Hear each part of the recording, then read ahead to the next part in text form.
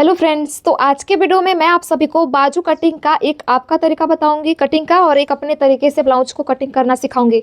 और दोनों में बताऊंगी कि कौन सा सही तरीका है, कौन सा गलत है, और क्यों गलत है और क्यों ये सही है, इसका रीज़न भी बताने वाली हूँ। तो आज का वीडियो बहुत ही ज़्यादा हेल्पफुल होगा आप सभी के लिए। तो ये एक ही ब्लाउज का बाजू है, लेकिन दो तरीक़ों से कटिंग करूँगी और आप सभी को बताऊँगी डिफरेंस क्या होता है। तो अभी से आप लोग वीडियो को लाइक कर दीजिए और एक प्यारा सा कमेंट प्लस हाइप भी कर दीजिएगा। तो चलिए अब हम लोग बिना देरी के स्टार्ट करते हैं। और एक ये स्लीव्स है, पहले मैं आप सभी का आपका तरीका बताऊंगी जिस तरीके से आप लोग बाजू की कटिंग करते हैं अक्सर, ठीक है। और रही बात साइज की कि कौन से साइज का आप बाजू कटिंग कर रही हैं, तो ये साइज जो है 36 और 38 दोनों के लिए है। अगर आप सभी को हर साइज का बाजू कटिंग सीखना है तो उस वीडियो का लिंक इसी वीडियो के डिस्क्रिप्शन में दे दूंगी, ताकि आप वहां से जाके हर साइज का बाजू कटिंग सीख जाए एक बार में ही। प्लस इसी के साथ एक ही वीडियो में छोटे बड़े बाजू की कटिंग एक साथ किया, एक 4 इंच और एक 10 इंच। अब चलिए आज के टॉपिक पे आते हैं कि कैसे मैंने डबल फोल्ड किया है कपड़े को। तो ये देखिए, इस तरीके से मैंने कपड़े को डबल फोल्ड किया है। ये कपड़े का खुला भाग है, ये कपड़े का बंद भाग है। इसके अलावा डबल फोल्ड कितने इंच से मैंने किया है, चलिए वो देख लेते हैं। तो यहाँ पे मैंने कपड़े को डबल फोल्ड किया है 9.5 इंच से। 9.5 इंच से डबल फोल्ड करके 36 और 38 दोनों साइज के ब्लाउज में बाजू कटिंग कर सकते हैं और जोड़ सकते हैं, कोई प्रॉब्लम नहीं होगी। अब बारी आती है कि बाजू का लंबाई कितना रखे हैं। तो यहाँ पे बाजू का जो लंबाई है वो हम 6 इंच रखे हैं। यहाँ पे 6 इंच पे बाजू का लंबाई हो गया। इस लाइन को आगे की तरफ सीधा कर लेंगे। अब देखिए, आपने बाजू की लंबाई का मार्किंग कर दिया। इसके बाद आप लोग यहाँ पे कोई कैलकुलेशन नहीं करते थे, डायरेक्टली यहाँ पे मार्किंग करने के बाद से और बाजू जैसा राउंड शेप बनाने के लिए ऐसे ही आपने मार्किंग किया इस तरीके से, और इसको आपने इसमें मिला दिया। तो ये देखिए, ये बाजू मार्किंग हो गया। अब चलिए मैं इसको डार्क कर देती हूँ, क्योंकि आप लोग ऐसे ही मार्किंग करते हैं थे, पता नहीं आपके ऊपर डिपेंड करता है, लेकिन मैंने बहुत सारे लोगों को देखा है अभी भी ऐसे ही आप लोग बाजू की मार्किंग करते हैं। इसमें आपने ये सब नहीं देखा कि कितने इंच पे डाउन किया कि क्या किया, ऐसे ही मार्किंग कर दिया। और रही बात यहाँ की, तो यहाँ भी आप कुछ नहीं करते थे, बस ऐसे एक मार्किंग यहाँ से कर दिया। तो ये एक तरह की बाजू मार्किंग हो गई है।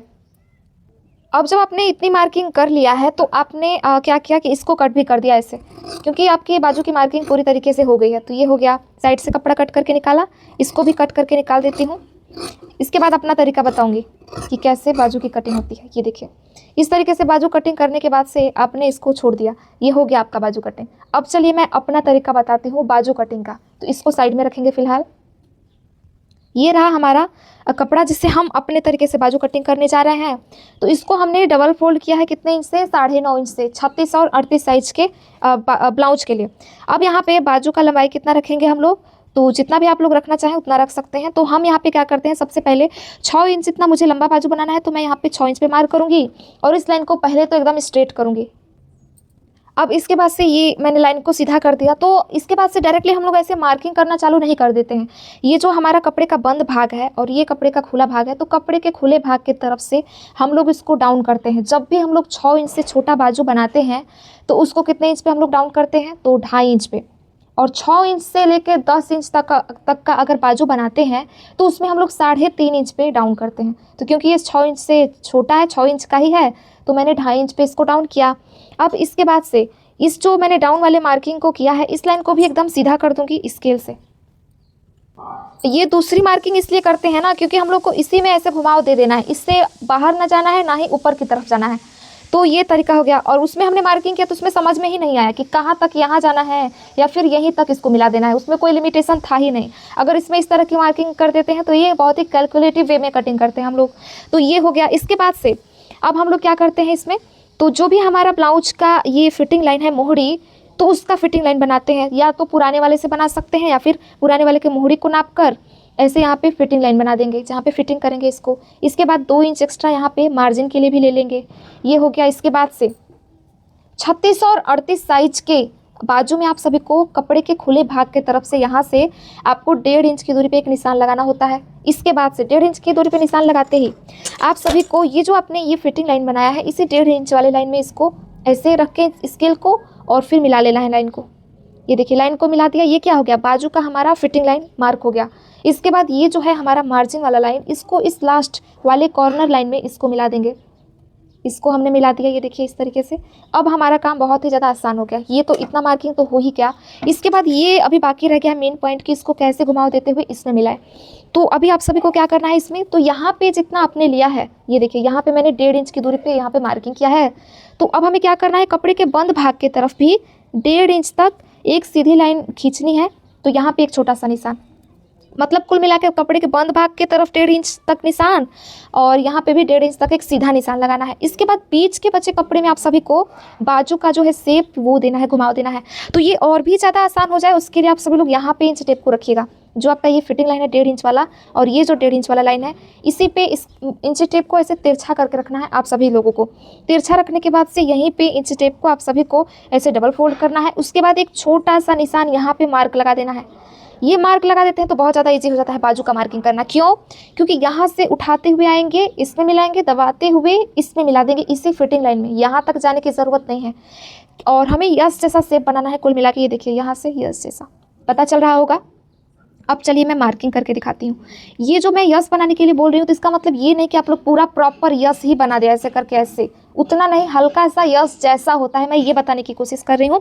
तो अब चलिए देखिए डार्क करके दिखाते हैं। यहाँ से हल्का सा डाउन करते करते जाएंगे हम लोग, इसमें मिला देंगे, इसमें मिलाया मैंने।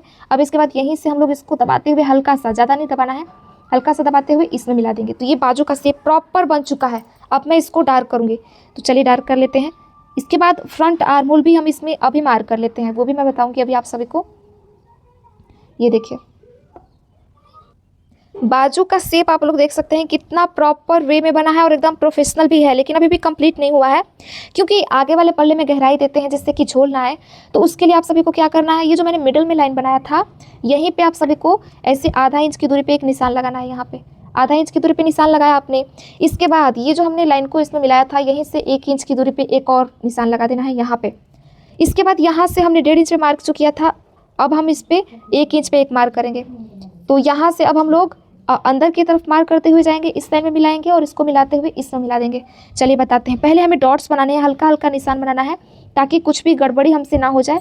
तो उसके लिए शुरुआत में जब हम घुमाव देना चालू करते हैं तो थोड़ा सा कम ही मार्क करते हैं, बीच में आते आते थोड़ा सा मोटा करके और फिर यहाँ से हल्का सा पतला करते करते जाएंगे और इस 1 इंच वाली लाइन में मिला देंगे। ये देखिए ये फ्रंट आर्म होल की मार्किंग है।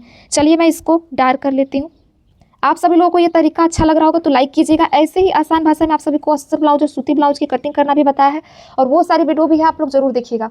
तो देखिए कितना प्रॉपर वे में मैंने बाजू का शेप दिया है और यही सही तरीका है बाजू की मार्किंग का। ये हो गया। इसके बाद अब चलिए मैं इसकी भी कटिंग करती हूँ। इसके बाद दोनों को रख के आमने सामने बताऊँगी कि क्या उसमें मिस्टेक था और क्या इसमें सही है। चलिए तो कटिंग करते हैं।